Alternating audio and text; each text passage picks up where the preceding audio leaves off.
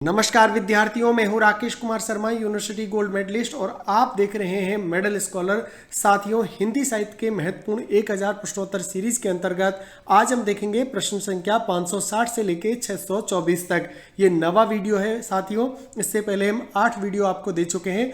आशा करते हैं कि आपने वो सभी वीडियोस देख लिए होंगे और जो विद्यार्थी इस वीडियो के माध्यम से पहली बार जुड़े हैं वो प्लेलिस्ट में जाकर के चेक कर सकते हैं। 1000 प्रश्नोत्तर सीरीज की सेपरेट प्लेलिस्ट चैनल पर बनी हुई है। सभी वीडियोस को आप वहां पर जाकर के 2x स्पीड में देखेंगे तो बहुत कम समय में आपके ये प्रश्न तैयार हो जाएंगे।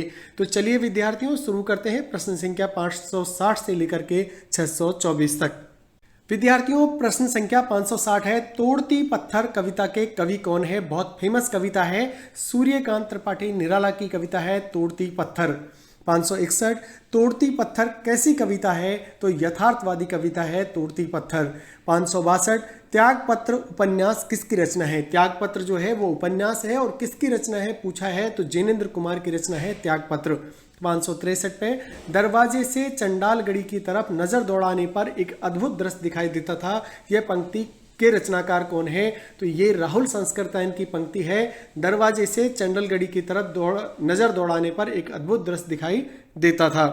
अब बात करते हैं 564वें प्रश्न की, रामचरितमानस में प्रधान रस के रूप में किस रस को मान्यता मिली है, तो भक्ति रस को।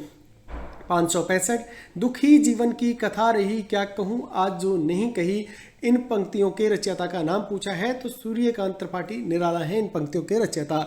566, दुरित दुख दैन्य ना थे जब ज्ञात अपरिचित जरा मरण भूप्रात, इस पंक्ति के रचनाकार। ये पिछला प्रश्न है, रिपीटेड प्रश्न है जो आपके टेस्ट के लिए रखा है और आपको याद आ रहा होगा। ये पंक्ति है सुमित्रानंदन पंत जी की। 567, देखन जो पाऊँ तऊँ पठाऊँ जब लोक हाथ दूजो न लगाऊँ वार कराऊँ एक करके, ये पंक्तियाँ किस कवि द्वारा सृजित हैं, तो मैंने आपको बताया था पठाऊँ पाऊँ या आ जाए तो नाभादास लगा देना है। विद्यार्थियों, देवताओं की लिपि किसे कहा जाता है, तो देवनागरी लिपि को देवताओं की लिपि कहा जाता है। 569, देवनागरी लिपि का विकास किस लिपि से हुआ है, तो ब्राह्मी लिपि से। 570, जब जब होए धर्म की हानि बाढ़ी असुर अधम अभिमानी, इस पंक्ति के रचयिता आपको पता ही है तुलसीदास जी हैं। 571 नंबर, देश का पहला राष्ट्रीय हिंदी संग्रहालय कहाँ स्थापित किया गया था या किया जा रहा है, तो ये आगरा में है। विद्यार्थियों, किया जा चुका है अभी, क्योंकि देश का पहला राष्ट्रीय हिंदी संग्रहालय है, याद रखना है आपको, ये आगरा में है।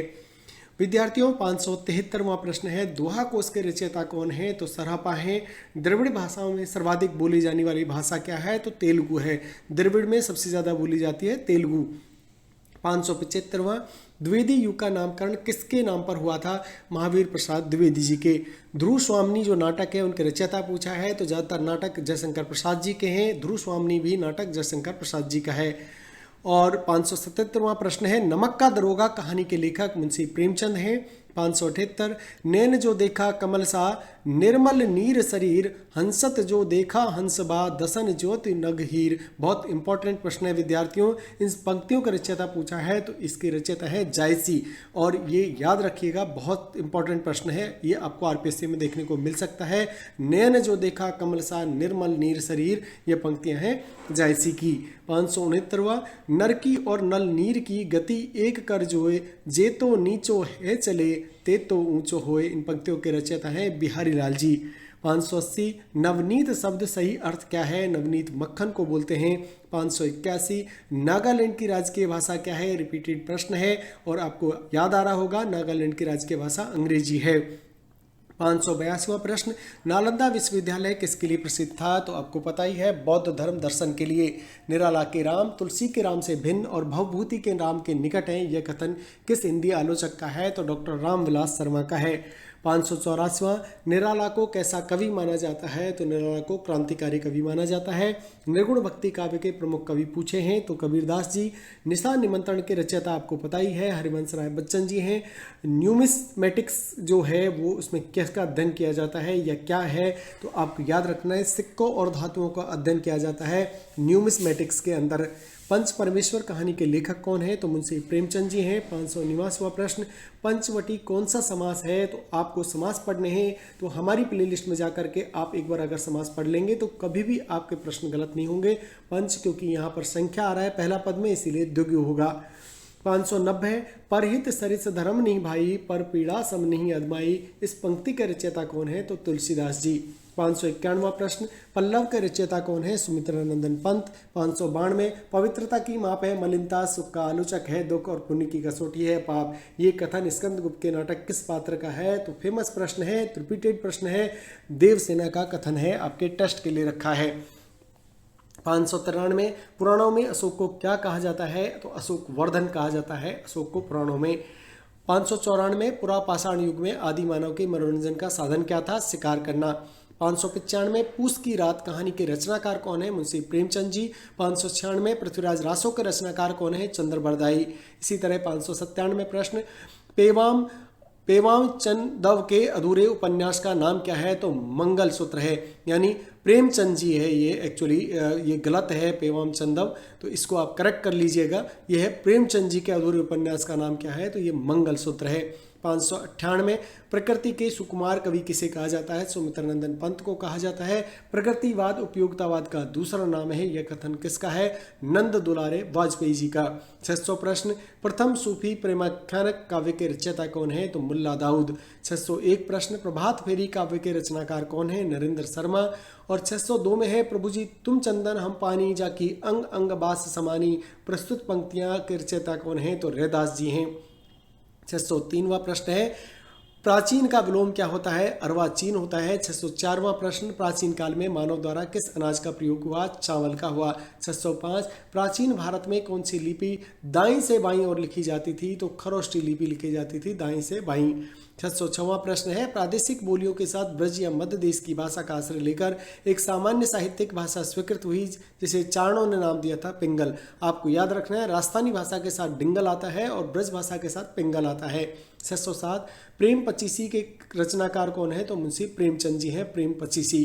बेताल पचीसी के साथ इसको मिक्स मत करिएगा, प्रेम पचीसी अगर आता है तो प्रेमचंद जी का नाम आता है।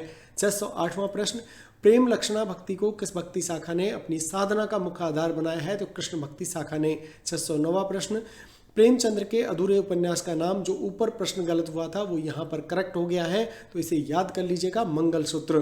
प्रश्न 610, प्रेम सागर के लेखक कौन है? तो लल्लू लाल जी हैं। और 611, बांगरू बोली किस बोली के निकट है? तो खड़ी बोली के निकट है। 612 प्रश्न, बिहारी किस काल के कवि थे? तो रीति काल के। 613वां प्रश्न है, बिहारी किस राजा के दरबारी कवि थे? रिपीटेड प्रश्न है, याद आ रहा होगा आपको, जयपुर नरेश जय सिंह के। 614वां प्रश्न है, बुंदेले हर बोलों के मुंह हमने सुनी कहानी थी, खूब लड़ी मर्दानी वो तो झांसी वाली रानी थी। इन पंक्तियों के रचयिता कौन है? सुभद्रा कुमारी चौहान। 615वां प्रश्न, बूंदी नरेश महाराजा भाव सिंह के आश्रित कवि कौन थे? तो मतीराम जी थे।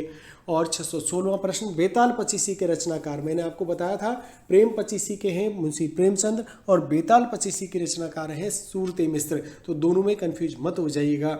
617वां है, वैर क्रोध का आचार्य मुरब्बा है, इस पंक्ति के रचयिता कौन है? रामचंद्र शुक्ल जी ने कहा है। 618वां प्रश्न, भक्तमाल भक्ति काल के कवियों की प्राथमिक जानकारी देता है, इसके रचयिता है नाभादास। और 619वां प्रश्न है, भारत का शेक्सपियर किसे कहा जाता है? तो कालिदास को। भारत की प्राचीन भाषा क्या है? तो संस्कृत। इसी तरह 621वां प्रश्न आता है, भारत के किस प्रांत में कोंकणी भाषा बोली जाती है? रिपीटेड प्रश्न है, याद आ रहा होगा आपको, महाराष्ट्र तथा गोवा।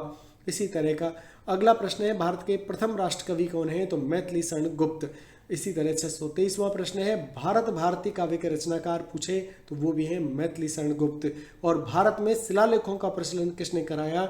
ये हमारा लास्ट प्रश्न है आज का, अशोक ने शिलालेखों का प्रचलन कराया था। ये 624वां प्रश्न था। आशा है विद्यार्थियों आपको ये प्रश्न पसंद आ रहे होंगे और आपके ज्ञान को बढ़ाने में सहायक होंगे, और एग्जाम में आपको ये प्रश्न हुबहू देखने को मिल सकते हैं क्योंकि अधिकांश ये रिपीट होते हैं। विद्यार्थियों जो आज पहली बार जुड़े हैं उन्हें मैं बता दूं कि बहुत सारे आपको फ़ायदे मिल सकते हैं मेडल स्कॉलर को ज्वाइन करने के। तो चलिए देखते हैं कौन कौन से फ़ायदे आपको मिल सकते हैं। साथियों अगर आप पहली बार आज जुड़े हैं तो आपको मैं बता दूं, YouTube पर पढ़ाई का एकमात्र गारंटी वाला चैनल है मेडल स्कॉलर। हम पढ़ाते हैं आरपीएससी फर्स्ट ग्रेड हिंदी साहित्य, RPSC second grade, SSC translator, साथ ही तैयारी कराते हैं यूजीसी नेट की। तो जो विद्यार्थी इन सभी एग्जाम्स की तैयारी कर रहे हैं वो प्लेलिस्ट में जाके कंटेंट को चेक कर सकते हैं, और अगर उन्हें आता है कंटेंट पसंद तो सब्सक्राइब कर सकते हैं और अपनी स्टडी को आगे बढ़ा सकते हैं। आज का वीडियो देखने के लिए बहुत बहुत धन्यवाद। मिलते हैं अगले वीडियो में।